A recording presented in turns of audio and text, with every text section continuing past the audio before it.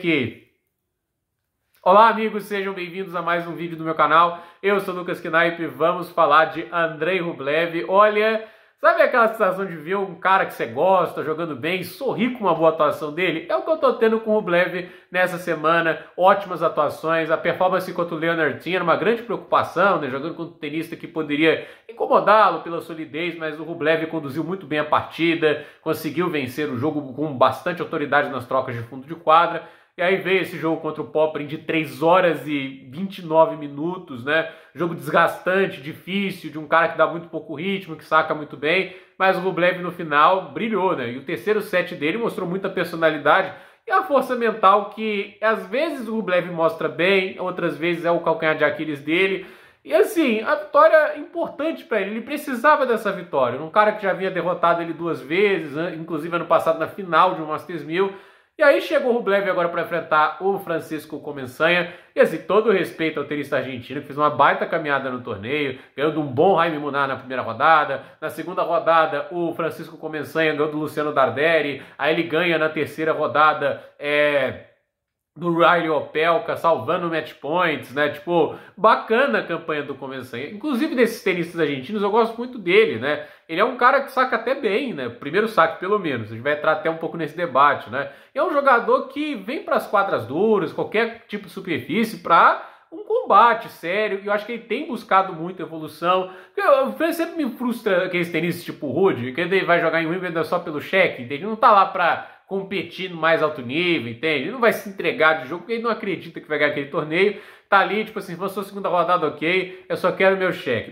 Dá essa sensação quando eu vejo o Ruud jogar um torneio como o Wimbledon. Mas pro Comensanha, é um cara que tá aproveitando as oportunidades, tá tentando o melhor dele ali. E eu acho que o nível de tênis apresentado ali pelo Comensanha no torneio é bacana, porém, hoje ele precisaria se impor no fundo de quadra contra um tenista que, comparado aos outros que ele enfrentou, né, era de um nível muito diferente, né? Ainda mais assim, o Rublev num teto de produção, ele tá muito acima do Munar, do Darderi, do Opelka, né? O Opelka saca bem, mas assim, a fórmula para ganhar do Opelka existe, muita gente ganha, né? Tipo, o Opelka não é um cara que sempre tá chegando na final, ele é chato num grande dia, já ganhou do Djokovic, já ganhou do Deminav, mas também já perdeu para muita gente que não deveria, né?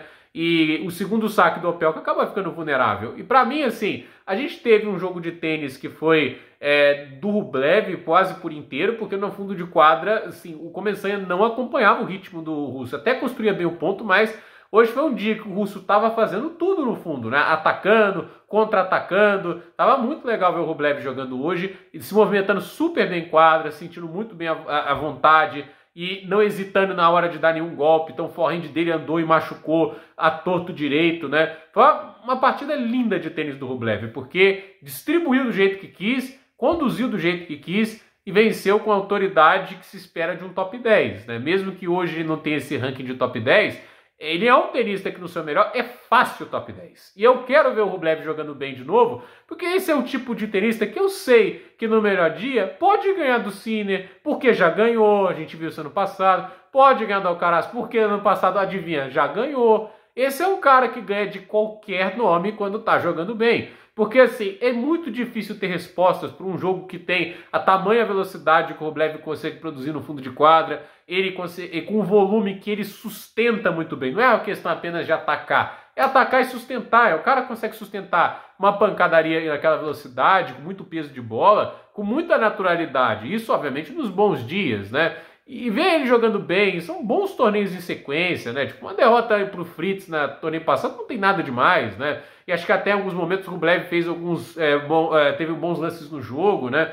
Agora, tá nas quartas de final em Cincinnati, eu tô curioso para ver esse jogo contra o Carlos Alcaraz, né? Porque hoje o Alcaraz, assim, eu já até falei aqui, teve um joguinho muito meia boca ali contra o Nardi, né? O Nardi fez o primeiro set tão ruim que até tá me incomodando até agora, né? Mas eu acho assim, é um jogo muito diferente do que o Alcaraz enfrentou até agora nesse torneio, né? Porque ele enfrenta lá o Medjedovic, né? Ele enfrentou também lá o Dzumhur, né? Que sempre gosta de dar uma dificuldade pro Alcaraz, né? E ele enfrentou agora o Nardi, etc. E esses 2 últimos jogos, assim, cada um com seus probleminhas, mas nada também de assustar. Agora é um jogo que dá para assustar mais, né? Porque, assim, o Rublev saca bem, tem uma distribuição de fundo de quadra muito boa, velocidade que ele joga, né? Tipo, o Alcaraz acelera o golpe, o Rublev também. Então, assim, o Rublev é um cara que gosta desse jogo acelerado no fundo de quadra. Então, eu acho que esse jogo, se o Alcaraz não estiver atento, ele vai sofrer. Esse jogo aí não tem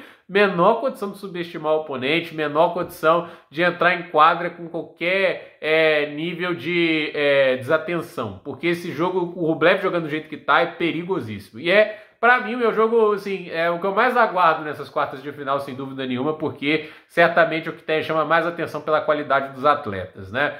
Agora, o Comensanha, né, até falou aqui a questão do saque, né, ele tem que dar um destaque, né, de 11 aces, né, tipo, para um cara que vem do Saibro e tudo isso, mas você vê que é um garoto ele não é tão jovem, né, mas ele tem 1,79 m, né, tipo, não é um cara baixo, mas isso é uma demonstração que o saque, ele pode ser bem efetivo mesmo para alguém que não tenha tanta envergadura. O problema para o Comensanha, né, é que ele consegue fazer um bom primeiro saque, mas no segundo saque ele não consegue, tipo assim, fazer uma variação que consiga pelo menos neutralizar o ataque do segundo saque. Aí o jogo ficou perdido aí, né? Porque toda vez que ia pro segundo saque, ele tinha que encarar uma devolução agressiva e muito volume de jogo por parte do Rublev. E aí, aquele negócio, né? Tem a condição de aguentar esse nível de intensidade e volume, né, o tempo todo, não foi o bastante ali para o argentino, né? E o argentino no segundo saque do Rublev até foi bem. Ele ganhou 60% dos pontos de segundo saque, mas o Rublev colocou muito primeiro saque em quadra, e o único momento de desatenção de verdade foi ali no início do segundo set, que começou até faz 2-0, mas para pensar que depois disso foi 6-1 Rublev, né? Tipo, o nível do russo hoje estava em outro patamar para o argentino alcançar. Então, gente, por esse vídeo é isso. Dúvida nos comentários, deixe seu like, se inscreva no canal, compartilhe esse vídeo e até o próximo vídeo.